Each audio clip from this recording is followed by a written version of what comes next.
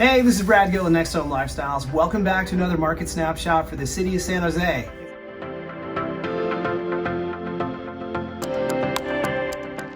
It's the end of March. It's actually March 28, 2022, and we are at the end of the winter cycle, moving into the spring cycle for the real estate market.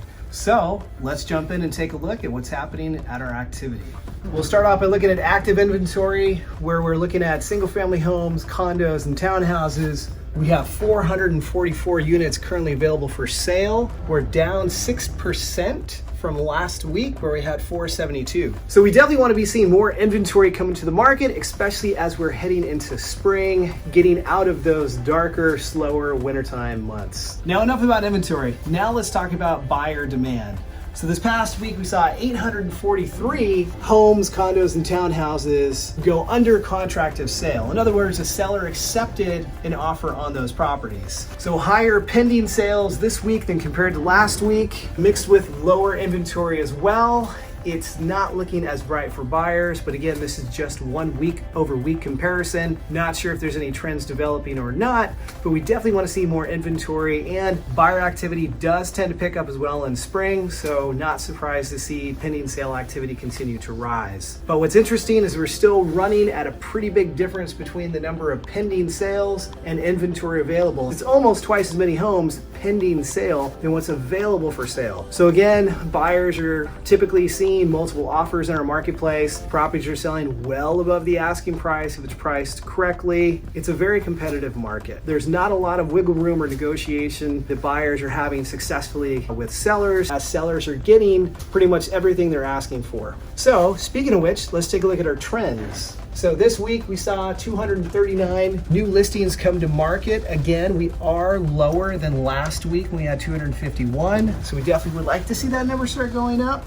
We definitely need some more supply. As far as buyer demand, we saw 217 properties fall under contract of sale compared to last week when we had 169. It is typical to see buyer demand continue to rise in the springtime, but we definitely need to see more inventory as well. Market expectations, not surprisingly, we only saw 16 homes fail to sell, and that just means they were either taken off the market or the seller was unhappy with what they got after exposing it to the market. But one of the 16 properties came off the market compared to last week, about 18. So that's a very, very low amount because again, the market is so hot, everything seems to be selling. Price changes, we had 38 price changes compared to 31 last week. Not a lot of price change activity either. This is where it gets interesting though. The 30-year fixed rate mortgage, as you recall, we're going to see that mortgage rate continue to climb through the rest of the year, and we've already actually gone over what our estimated high point was for interest rates this year. We are now 4.42%, so we're about 0.4% higher than where we thought it'd be by the end of the year. Not sure if we're going to see